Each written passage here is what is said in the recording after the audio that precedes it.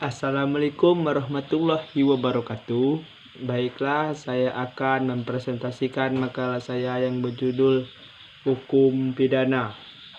Baiklah, di sini ada bab 1, pendahuluan, latar belakang. Hukum pidana adalah keseluruhan dari peraturan-peraturan yang menentukan perbuatan, apa yang dilarang dan termasuk ke dalam tindak pidana, serta menentukan hukuman apa yang dapat dijatuhkan kepada yang melakukannya. Hukum pidana disusun dan dibentuk dengan tujuan untuk diberlakukan di dalam masyarakat agar dapat dipertahankan dari segala kepentingan hukum yang dilindungi dari dan terjaminnya kedamaian dan ketertiban.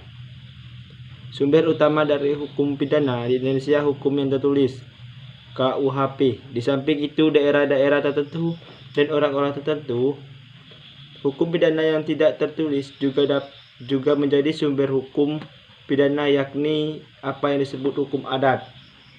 Hukum pidana adalah bagian dari hukum positif yang berlaku di suatu negara dan dibagi menurut waktu, tempat yang memuat dasar-dasar dari ketentuan-ketentuan mengenai tindakan larangan dan tindakan keharusan, dan bagi siapa yang melanggarnya akan diancam hukuman pidana.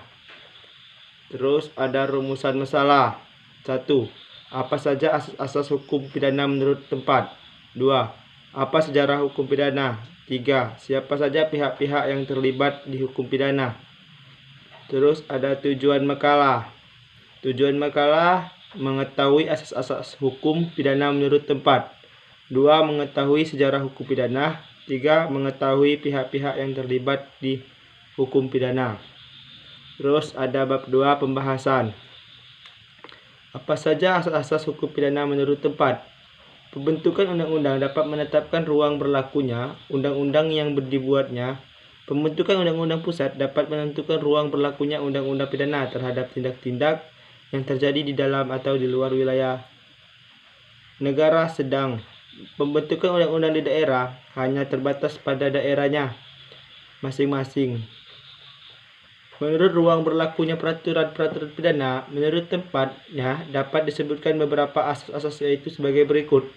Asas teritorial, asas personal, asas perlindungan, asas universal, asas legislatif. Terus ada lagi sejarah hukum pidana. Sejarah hukum pidana Indonesia secara umum tidak dapat dilepaskan dari keberadaan masyarakat Indonesia.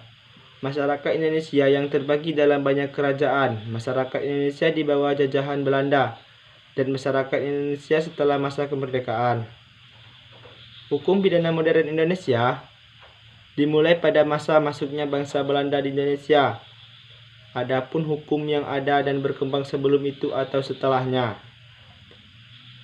Pada masa penjajahan Belanda, pemerintah Belanda berusaha melakukan kodifikasi hukum di Indonesia melalui dimulai tahun 1830 dan berakhir pada tahun 1840. Namun kodifikasi hukum ini tidak termasuk dalam lapangan hukum pidana.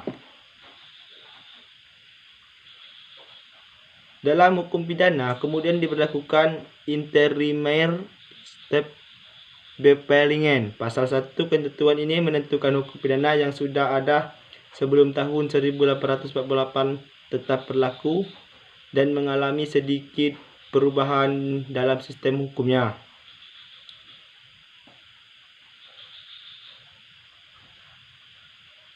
Dengan demikian, hukum pidana yang berlaku di Indonesia sekarang ialah KUHP sebagaimana ditetapkan berdasarkan Undang-Undang Nomor 1 Tahun 1946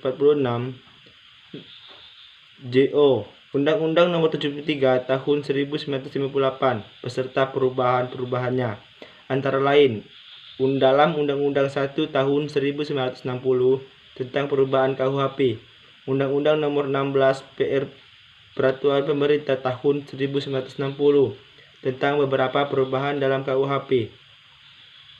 Terus C. Pihak-pihak yang terlibat dalam hukum pidana. 1. Tersangka. 2. Terdakwa. 3. Terpidana. 4. Penyelidik. 5. Penyidik atau penyidik pembantu. 6. Jaksa dan penuntut umum. 7. Penasehat hukum. 8 saksi, 9 keterangan ahli, 10 keterangan anak. Terus di sini ada kesimpulan, perkembangan asas-asas dalam hukum pidana Indonesia tidak lagi kaku. Dalam penerapannya, asas-asas ini dapat dikecualikan, terutama dalam terjadinya kejahatan terhadap hak asasi manusia. Pelaku dapat dihukum dengan ketentuan hukum yang dibuat, kemudian untuk menjamin keadilan. Meskipun dengan menyampingkan kepastian hukum, meskipun dibuat kemudian tetap harus dibuat tertulis, karena dalam hukum pidana positif di Indonesia harus ada ketentuan tertulis yang menjadi dasar dan tidak dapat menghukum orang dengan menggunakan hukum kebiasaan. Sekian dari saya. Assalamualaikum warahmatullahi wabarakatuh.